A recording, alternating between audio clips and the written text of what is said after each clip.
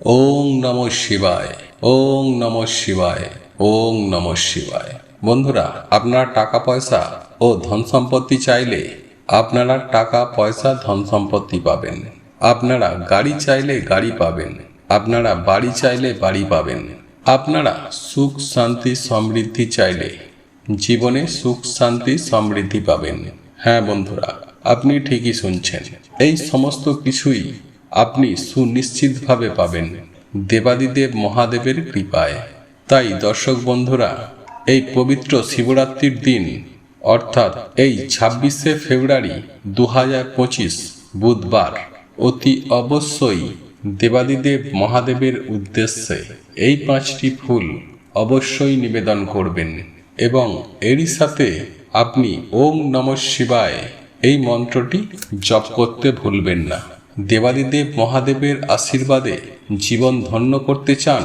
তাহলে আগামী 26শে ফেব্রুয়ারি 2025 বুধবার অতি অবশ্যই দেবাদিদেব মহাদেবের উদ্দেশ্যে এই 5টি ফুল নিবেদন করুন। নচেত আপনার এই পবিত্র শিবরাত্রির ব্রত সম্পূর্ণরূপে ব্যর্থ হবে। হ্যাঁ বন্ধুরা, আপনি ঠিকই শুনেছেন।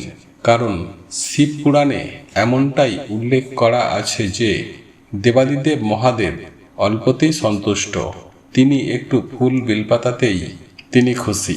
তাই বন্ধুরা, আমরা যদি দেবাদিদেব মহাদেবের পছন্দের এই 5টি ফুল আমরা নিবেদন করতে পারি, তাহলে দেবাদিদেব মহাদেব অত্যন্ত সন্তুষ্ট হবেন এবং দেবাদিদেব মহাদেব দুহাত ভরে আমাদের সকলকেই আশীর্বাদ করবেন।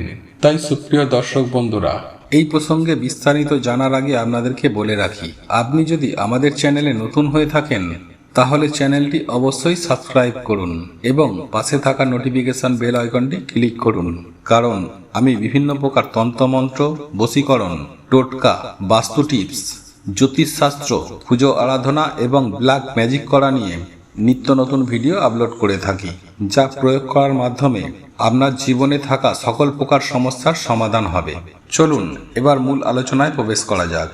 বন্ধুরা, সমস্ত ব্রতের মধ্যে এক মহাশ্রেষ্ঠ অন্যতম ব্রত হল এই শিবরাত্রির ব্রত।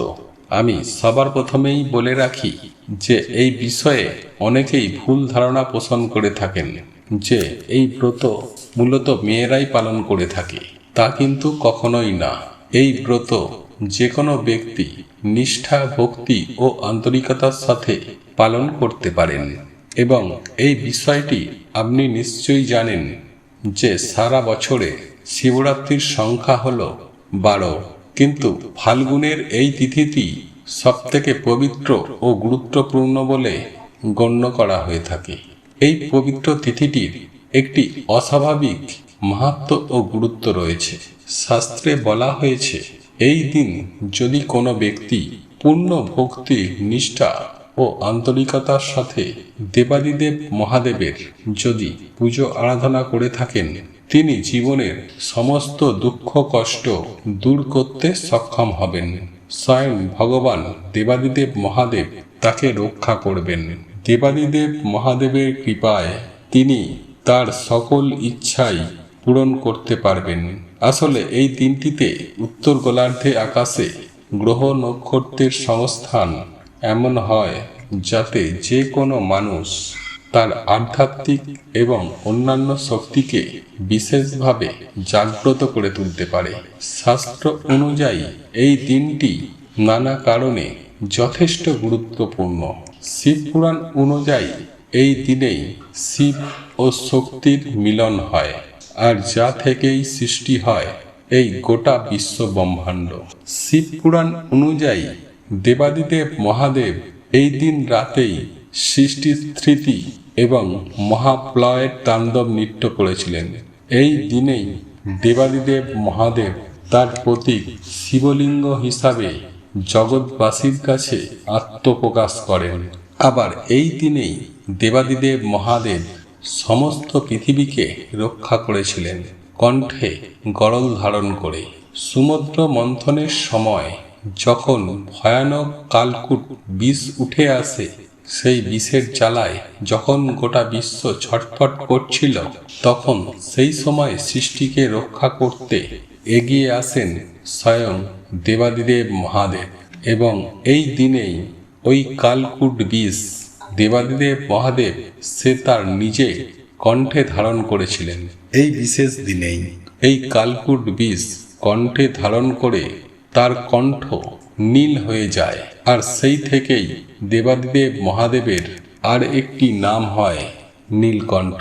এবং সর্বশেষ আমি যে বিষয়টির কথা বলবো, যার জন্যই এই মহাশিবরাত্রির ব্রত পালন করা হয়ে থাকে, আর তা হল শিব পুরাণ অনুসারে কাশী বা বারাণসী ধামে এক নিষ্ঠুর ব্যাধ নিজের অজান্তেই ভগবান শিবের আরাধনার ফলেই তার সমস্ত পাপ মুক্তি ঘটিয়েছিলেন এবং পরম মোক্ষের সন্ধান পেয়েছিলেন।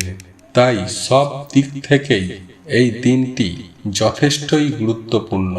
তবে সব থেকে গুরুত্বপূর্ণ হল এই দিনটির বিশেষ মুহূর্ত বা তিথির সময়।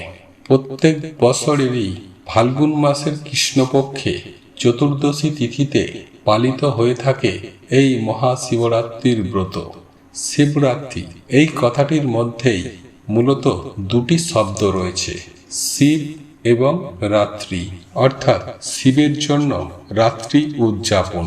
এরপর শিব পূজার যে সকল প্রয়োজনীয় উপকরণ সেইগুলি অবশ্যই সংগ্রহ করে নেবেন।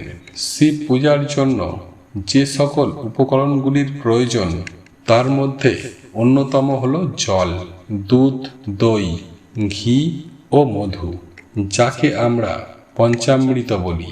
এবং এর সাথে লাগবে 5 প্রকার ফুল, অর্থাৎ ধুতরা ফুল, আকন্দ ফুল, কলকে ফুল, চাঁপা ফুল এবং নীলকণ্ঠ বা নীল অপরাজিতা ফুল, এবং তার সঙ্গে ত্রিফলকযুক্ত বেলপাতা এবং বেলপাতার মালা, এবং এরই সঙ্গে প্রয়োজন গোলাপ জল, চন্দন বাটা, অবশ্যই শ্বেত চন্দন। তার সঙ্গে থাকবে কুমকুম বা সিঁদুর, ধূপ, প্রদীপ, এছাড়াও 5 প্রকার ফল, যার মধ্যে বেল ফল অতি অবশ্যই রাখতে হবে, এবং কিছু মিষ্ট জাতীয় দ্রব্য, হতে পারে সেটা সন্দেশ বা অন্য কিছু।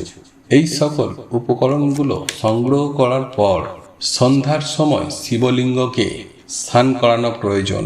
প্রথম প্রহরে অর্থাৎ সন্ধে 6:27 থেকে 9:29, এই সময়ে দুধ দিয়ে শিবলিঙ্গকে স্নান করান এবং স্নান করানোর সময় এই মন্ত্র অবশ্যই জপ করুন, ওং হিং ঈশানায় নমঃ।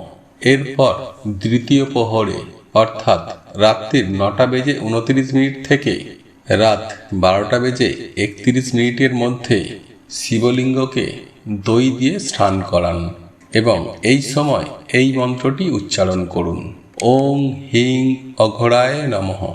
এরপর তৃতীয় প্রহরে অর্থাৎ রাত্রির 12:31 থেকে রাত 3:32 মধ্যে শিবলিঙ্গে ঘি অর্পণ করুন এবং এই সময়ে এই মন্ত্রটি উচ্চারণ করুন, ওং হিং ব্রাম দেবায় নমঃ। এরপর চতুর্থ প্রহরে অর্থাৎ রাত্রির 3:32 থেকে ভোর 6:34 মধ্যে আপনি মধু দিয়ে শিবলিঙ্গটিকে চান করান এবং তার সাথে সাথে এই মন্ত্রটি উচ্চারণ করুন ওং হ্রিং সদ্যজাতায় নমঃ। যদি একান্তই আপনাদের সারারাত জেগে এই কর্ম সম্পাদন করার সমস্যা হয়ে থাকে, তখন আপনারা সেক্ষেত্রে সন্ধ্যার পর আপনি একই সাথে আপনি সমস্ত কিছুই অর্পণ করার মধ্যে দিয়ে এই মহাশিবরাত্রির ব্রত পালন করতে পারেন। তাই আপনি যে বিষয়ে আপনি সামর্থ্য সক্ষম এবং আপনি স্বাচ্ছন্দ্য বোধ করবেন আপনি সেটাই করবেন।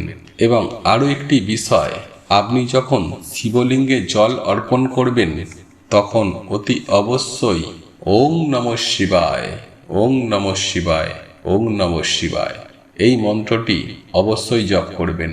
এরপর ধূপ ও প্রদীপ জেলে ওং নমঃ শিবায় মন্ত্র জপ করতে করতে দেবাদিদেব মহাদেবের আরতি করবেন।